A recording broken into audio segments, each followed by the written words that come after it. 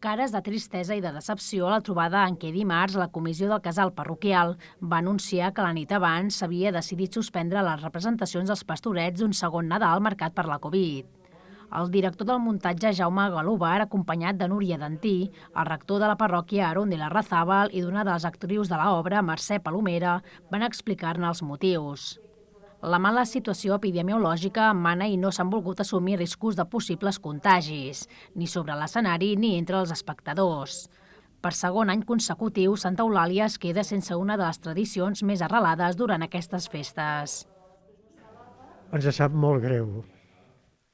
Ens ha costat molt prendre aquesta decisió, sobretot perquè veníem assajant molt bé, il·lusionadament, una generació jove, però creiem que és el més assenyat, el més prudent, i d'altra banda és també una manera de dir som responsables tots que el Covid tiri enrere. Entenem i recolzem la decisió de la comissió del casal parroquial de no fer els pastorets enguany, amb la confiança que més endavant serà possible.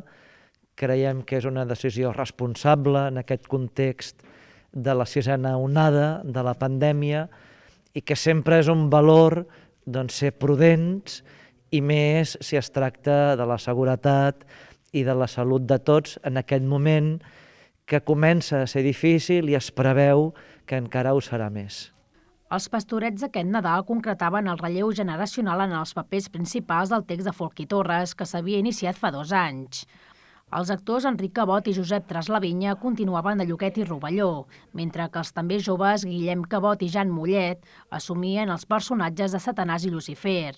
La direcció de l'obra ha explicat que els assajos anaven bé i que la resta del repartiment, amb diversos actors també nous, estava assajant amb ganes i il·lusió, i pensa que d'una manera o d'altra això també ha estat fer pastorets.